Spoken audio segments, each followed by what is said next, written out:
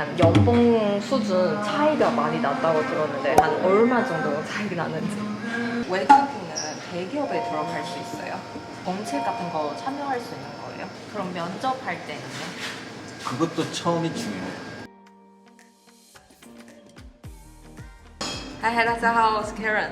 最近呢，就是透过了韩国的猎头，就找到了一份新工作，然后就想说难得有这个机会，告诉大家就是韩国的整个工作状况啊，还有找工作的难易。那我们今天就非常欢迎请到我们的 자자요. 반갑습니다. 반갑습니다.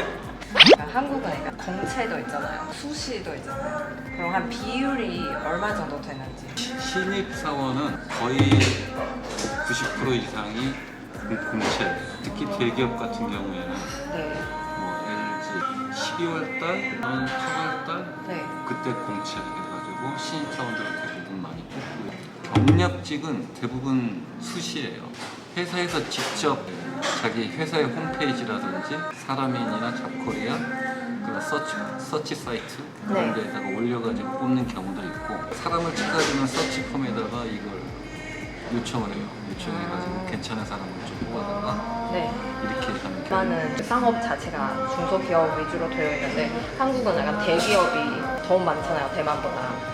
연봉 수준 차이가 많이 났다고 들었는데 한 얼마 정도 차이가 나는지. 대기업이 만약에 100이다 그렇다면 중소기업은 65에서 70% 정도? 70% 정도? 어쩐지 다들 되게 대기업에 들어가고 싶네요. 그런 편이죠. 여기가 대기업이 월급이 높은 편인 것 같아요. 외국인은 대기업에 들어갈 수 있어요? 정책 같은 거 참여할 수 있는 거예요?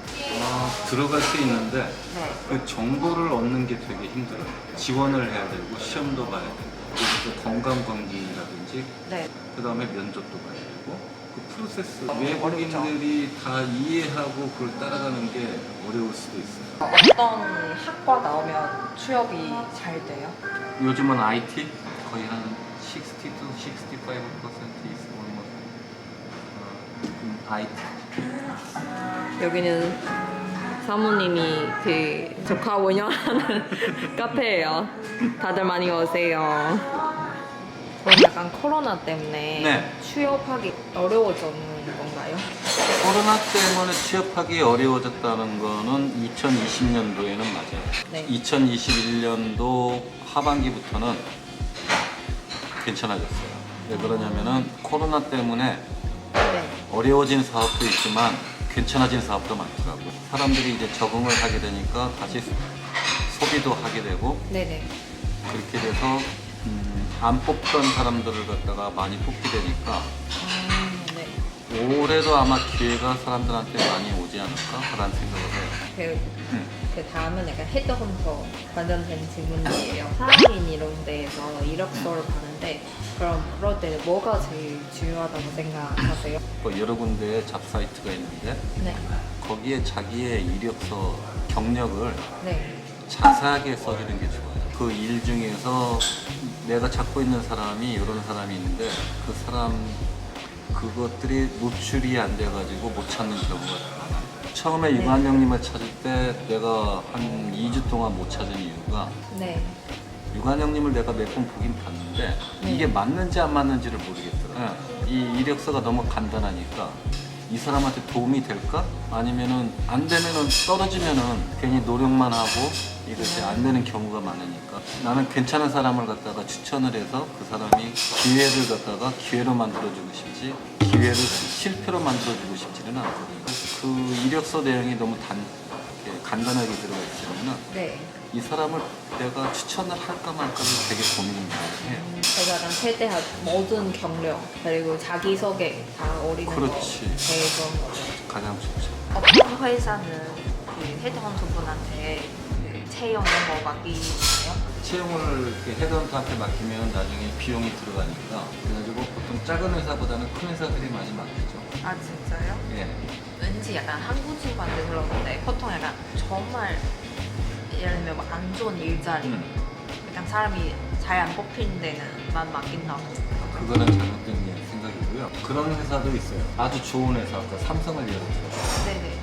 삼성이 딱 채용 공고를 해서 경력을 마케팅으로 해서 5년에서 10년 사이에 브랜드 마케팅을 한 경력을 갖다가 내가 채용을 하고 싶다. 100명, 200명 그렇게 지원을 할 거라고요.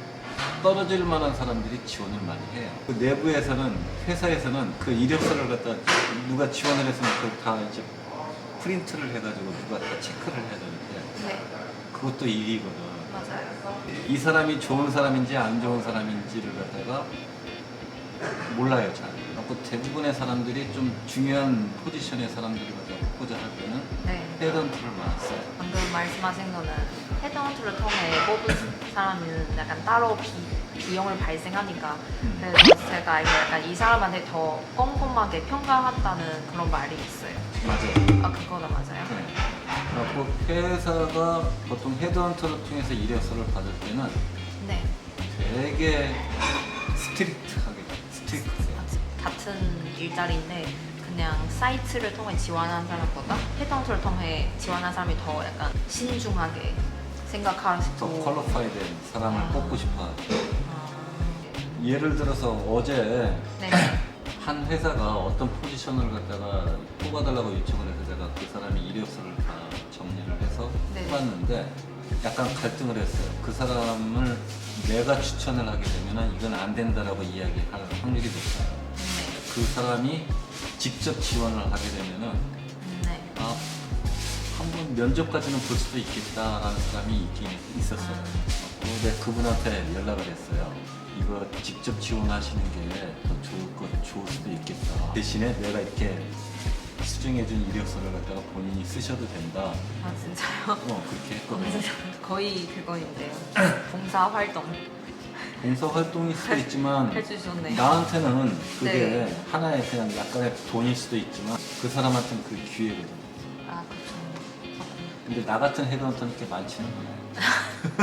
솔직하게 이야기하면. 제가 외국인이 한국에서 취업하려면 일단 한국어는 필수 있고 그럼 다른 능력, 역량 이런 거 뭘 키우면 더 좋을 것 같다고 생각하세요? 서포트를 받아야 돼요. 서포트? 누군가가 네네.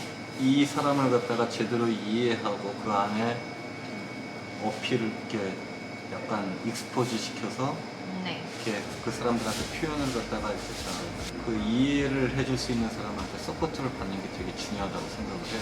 그 서포트를 안 받게 되면은 그 사람의 능력보다 조금 더 그레이드가 낮은 쪽으로 자기가 일을 찾을 수밖에 없어요. 외국인이든 한국인이든 회사에서 일을 하면 똑같아요. 들어가기가 힘들 뿐이지 네. 들어가서 일을 하다 보면은 한 2, 3개월만 지나면 비슷하게 일을 해요. 먼저 노력을 하는 게 get the opportunity. 잡느냐 못 잡느냐라는 부분이 그 사람의 능력보다는 네. 그걸 같이 누군가가 서포트를 해주느냐 안 해주느냐에 따라서 많이 달라진다라고 나는 개인적으로 생각을 해요. 아마 유관영님이 기존에 다른 친구들한테 헤드헌터에 대해서 안 좋은 이야기를 갖다 많이 들었다고 했잖아요.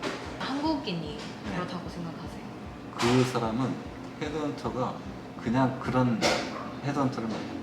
이 사람의 미래를 생각을 안 하고 그냥 아무거나 추천을 하는 거예요. 아, 네.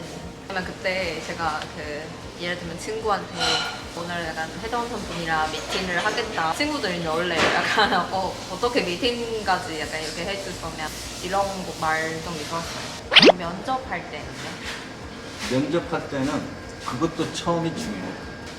저기 셀프 인트로덕션 자기소개 내가 특히 강조를 많이 했잖아요. 저기 유관영님은 후보자니까 후보자도 거기에 가서 면접을 갖다가 해야 되고 면접 준비를 해야 되고 시간을 많이 써요. 그런데 면접관도 마찬가지예요. 네. 면접관도 자기의 워킹 아워 중에서 어떤 특별한 시간을 빼가지고 그 시간을 갖다가 들어가야 돼요. 면접은 보통 3회? 네. 네. 예, 이렇게 보잖아요. 네. 그러면은 유관영님이 만약에 1시간을 쓴다 그러면은 그 사람은 1시간씩이 갖고 2시간, 3시간을 쓰는 거예요. 내가 이 면접을 이 사람하고 면접 봤을 때 가치를 느끼게 만드는 가치 있는 시간이냐, 가치가 없는 시간이냐라는 걸 갖다가 이 면접관도 판단을 해요. 처음에 15분간 내가 딱 집중할 수 있는 시간에 이 사람이 나를 만족을 시켜주면은 되게 그 면접이 부드럽고 행복해. 그런데 자기소개를 하라 그러는데 거기에 대해서 후보자가 이야기를 하는데 아니 이건 그냥 이력서에 있는 거 그냥 읽으면 되는 거잖아. 내가 왜 이 사람한테 이 이야기를 들어야 되지? 이거 그냥 타임 컨슈밍이야 라고 한다면은 그 면접이 되게 나는 후보자니까 이 나를 면접을 보는 그 사람들을 갖다가 가치 있게 만들어주는 거 그게 면접에서의 가장 중요한 거 아닌가라는 생각을 해요. 예전에 저도 약간 면접관으로서 많이 가는데 거의 자기소개 부분에서 판단을 할 수 있을 것 같아요. 맞아요. 이 사람이 같이 일할 수 있는 맞아요. 사람인지 아닌지. 처음에 이 사람이 이야기를 한 게 5분 동안에 내가 이 사람에 대해서 정보를 갖다가 한 80%를 얻었어요. 그러면 나머지 시간 동안은 질문하는 사람들이 되게 자유로운 거야. 네. 이것도 질문할 수 있고 저것도 질문할 네네네. 수 있고 저것도 질문할 수 있고. 그럼 자기소개는 어떻게 해야 조금 더 약간 인상 좋게 남길 수 있을까요? 내가 어떤 경력을 가지고 있고 그리고 내가 퍼스널리 네. 어떤 스트롱 포인트가 있고 나는 어떤 일을 했고 어떤 일을 했고 어떤 일을 했고 어떤 일을 했고가 아니고 네. 나는 어떤 회사에서 일을 갖다가 이런 일을 했었는데 일을 하면서 나의 이런 부분들을 갖다가 조금 더 능력을 개발을 시켰습니다. 비슷한 것 같지만 틀려요. 아, 네. 이제 제가 준비한 질문 다 물어봤어요. 오늘 너무 감사했습니다. 이럴 건 처음이죠, 약간. 처음에 후보자가 회사를 붙어서 그 다음에 인터뷰하자는 거. 아무튼 감사합니다. 이 영상은 그 한국에서 취업하고 싶은 대만 분들에게 도움이 되면 좋겠습니다.那今天这支影片就到这里喽。如果喜欢这支影片的话呢，欢迎订阅我的频道。如果想要知道更多我的韩国资讯，也欢迎 follow 我的 Instagram 跟 Facebook 粉丝专页。那我们下次影片再见喽，拜拜。